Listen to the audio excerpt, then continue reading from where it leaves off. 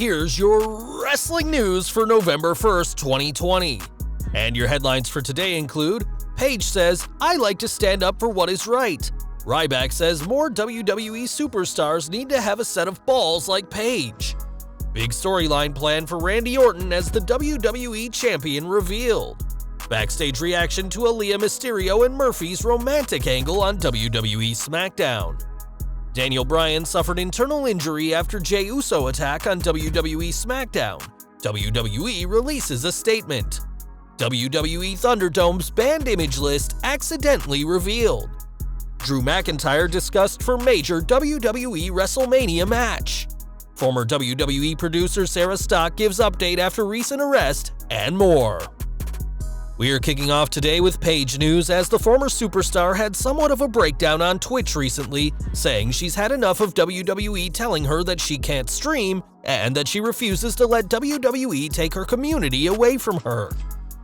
Paige's personal troubles over the past few years are well documented, and after going through so much, the inaugural NXT Women's Champion has made it clear she's not leaving the platform that's helped her so much.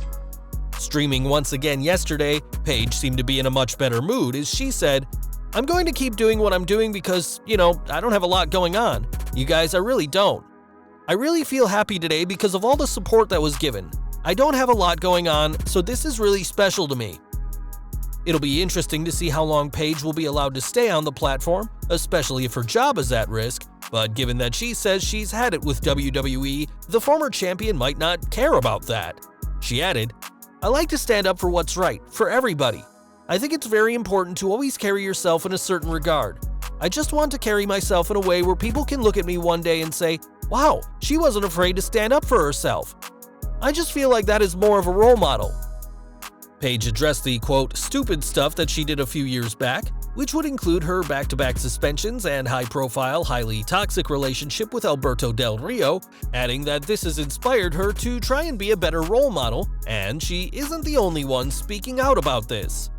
Former superstar Ryback has been very outspoken on the matter, and WWE in general, and has said that he is 100% behind the former Divas champion and wishes more superstars had the balls she does.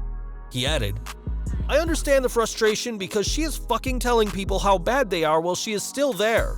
She has some goddamn courage and I love her." Ryback added that he has Hall of Famers who sacrificed so much for WWE thank him for his crusade against Vince McMahon, saying, "With Paige, I get it. I understand the frustration because she is fucking telling people how bad they are while she's still there. She has some goddamn courage and I love her. More people need to have a fucking set of balls there and speak up, but they don't. They collect the check, and it is what it is, but they are not there for you once everything ends. I've talked to Hall of Famers and people that broke their backs for the business coming up and hugging me at independent shows saying, please don't stop doing what you're doing. I can feel their pain. So many of them, and they are all broken and battered, and that one man is still doing that shit and getting away with it.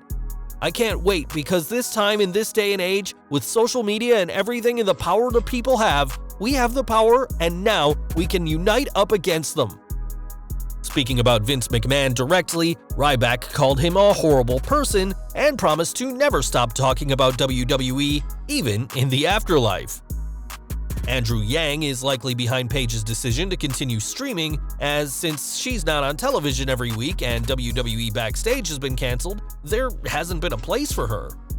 It's also been reported that Yang, who has been highly critical of WWE's treatment of their employees, has had a lot of superstars talking to him, and promised to help superstars be treated fairly if Joe Biden wins the upcoming election.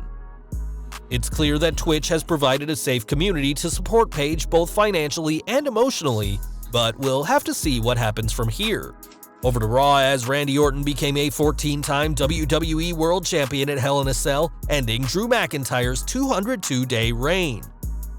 Champion once again, Orton now has a target on his back, as this week's Raw saw the Viper attacked by McIntyre as well as confronted by The Fiend. In the latest Wrestling Observer newsletter, Meltzer speculated that the plan would be to have a three-way program between Orton, McIntyre, and The Fiend, which would allow McIntyre to keep away from Orton to a degree, which would prevent the Scottish psychopath from unnecessarily being booked in losing situations. If WWE goes a one-on-one route, Meltzer speculated that WWE will want to have Orton vs. McIntyre again when the fans can return, though there's no certainty when that'll be. Meltzer explained that Orton's clean win over McIntyre is by no means the end for Drew's push, saying, "Orton getting a clean win with no storyline protection for McIntyre can tell a story, since McIntyre had 2 wins over him and Keith Lee has one that was never mentioned on television and has been seemingly forgotten. It's not necessarily a bad idea, and had McIntyre retained and worked with The Fiend, that's a risk given the way The Fiend is very difficult to babyface against without dragging one down badly." WWE's preview for the next edition of the Red Brand has teased several possibilities for Orton, and with The Fiend, McIntyre, and Mr. Money in the Bank The Miz hot on his tail, the new WWE Champion is quickly learning once again what it means to be champion. Over to SmackDown next, as this week's show saw Aalyah, Mysterio, and Murphy share a kiss in the ring, which hasn't gone down too well with fans. Whilst many people have criticized the angle for the 13-year age difference between Aalyah and the Australian, this negativity wasn't shared backstage. Ringside News is reporting that this week's angle was well received backstage, and both were given props for how they pulled it off. Vince McMahon was also very pleased with how the segment went, and with the angle showing no sign of slowing down, fans can expect to see plenty more of Murphy and Aalyah as an on-screen couple. This week's SmackDown also saw Jey Uso confirm his heel turn this week with a post-match attack on Bryan after he'd already beaten Bryan to earn a spot in the Blue Brand's Men's Survivor Series team.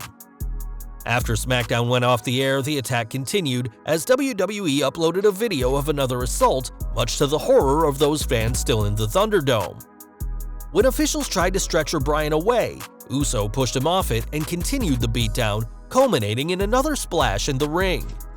It'll be interesting to see where Jey goes from here, as he has truly joined Roman Reigns at his table, and WWE have posted an update on Bryan's condition, saying, "Following his match with Jey Uso on Friday Night SmackDown, Bryan was evaluated in the WWE's trainer's room, complaining of back and lower abdominal pain.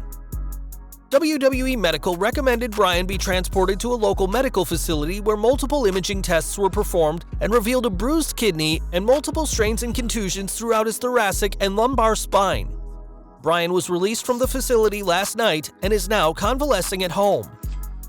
We'll have to see how long Bryan is out for, though this is an effective way of writing him off TV and allowing him more time with his ever-growing family, and he'll probably want revenge on Jey and Roman when he's ready to return.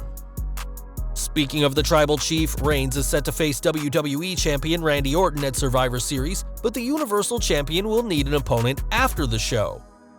According to the Wrestling Observer newsletter, there's 4 superstars to choose from as Reigns' next opponent, namely Big E, Kevin Owens, Rey Mysterio, and Daniel Bryan. Meltzer added that Bryan might be the most likely candidate to challenge for the Tribal Chief's title, but following this week's attack, we'll have to see what transpires next. We are entering the ThunderDome next, as the Amway Center has allowed fans to attend shows virtually, though some have exploited the system.